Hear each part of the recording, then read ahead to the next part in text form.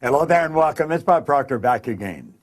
Now, you know, in the last video that we made here together, I went through how the conscious mind works, how the subconscious, and how the body is an expression of the mind. And as you go through that, if you go through it a few times, you're going to see, yeah, that's exactly what happens. Now, I want you to think of this for a moment. When you impress an idea upon your subconscious mind, that alters the vibration of this instrument we call our body. See, our body is a molecular structure. Really what it is. It's a mass of energy in a very high speed of vibration. Now, we invented a word to describe our conscious awareness of vibration, and that word is feeling.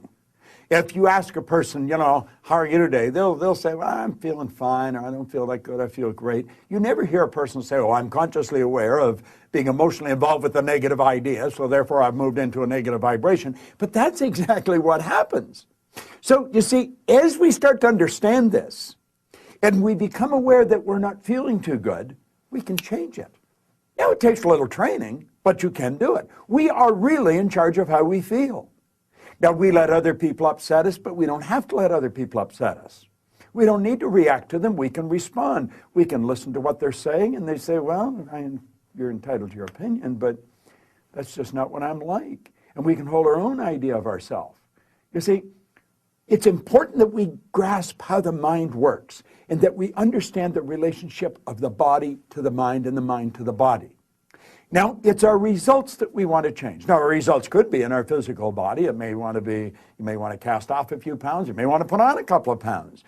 You may want to have a little higher energy. See, all the energy there ever was or ever will be is 100% evenly present in all places at the same time. Everything's energy. You'll hear people say, where does he get all the energy? Where does she get all the... Nobody gets energy. Everybody releases energy. Desire is the triggering mechanism that lets the energy flow. Now, let's go back and have a quick review. Here you've got the little stick person here. There you've got the conscious mind, and remember, you have the sensory factors hooked up to the conscious mind. And then you have the subconscious mind, and then you have the body. Now, the conscious mind has the ability to choose thoughts. Those thoughts turn into pictures.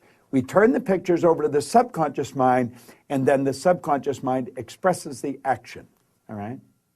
Now, what is the problem? Remember, we said the subconscious mind had no ability to reject. We said the subconscious mind cannot differentiate between what's real and what's imagined. How did we arrive on the scene? I'll tell you. When you arrived on the scene, you did not have any conscious faculties developed. The sensory factors weren't even developed. This is how you arrived.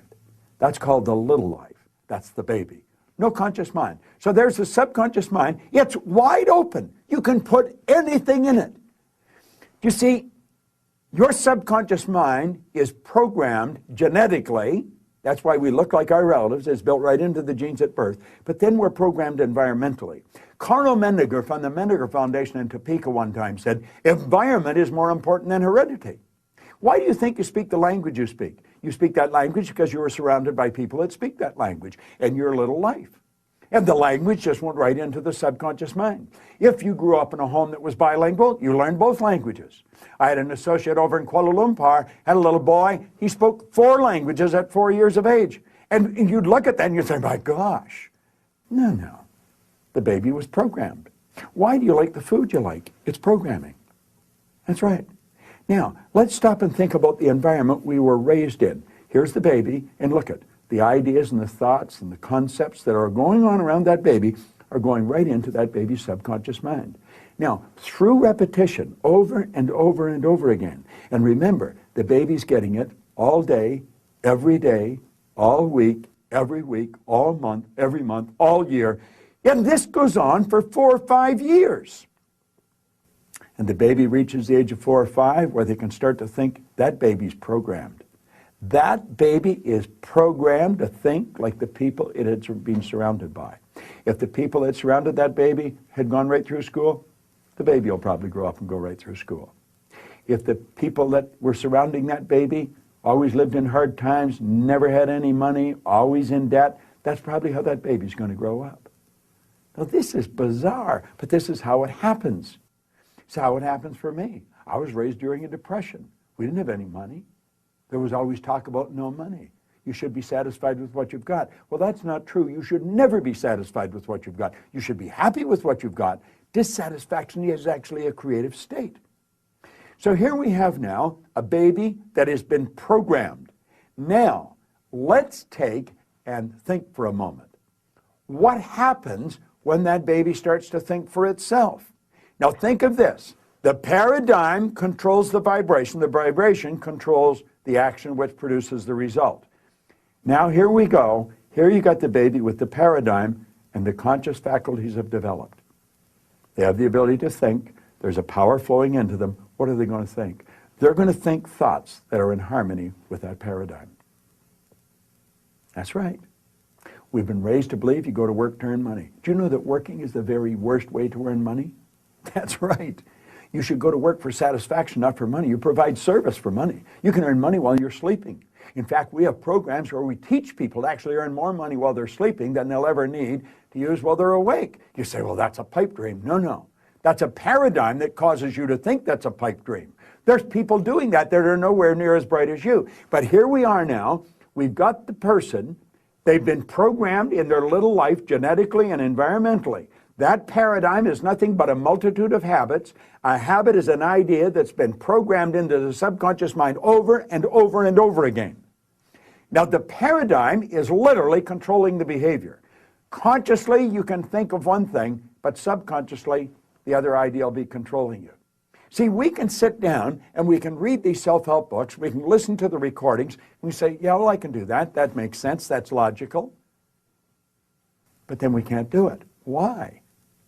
Now think of this for a moment. I want you to imagine that you're going to accept an idea right now to turn your annual income to a monthly income. You say, well, I'd like that, but will you do it? Probably not. Your paradigm will stop you. See, your paradigm literally controls the results. Now, let's think of how the paradigm was formed. The paradigm was formed through repetition. The idea is being planted in your subconscious mind. Now, understand your paradigm dictates your logic. Your paradigm controls how you utilize your time. Your paradigm controls your perception of situations. Your paradigm controls your effectiveness. Your paradigm controls the amount of money you earn. If you want to change your life, you must change your paradigm. You see, to most people, it's illogical that they could take and turn their annual income to a monthly income. But if you follow our teachings, we'll show you exactly how to do that.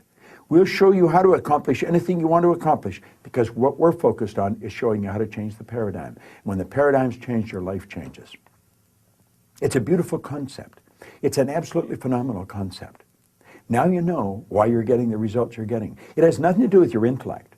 Your intellect, you can figure out how to do things. But that doesn't mean you're going to do them.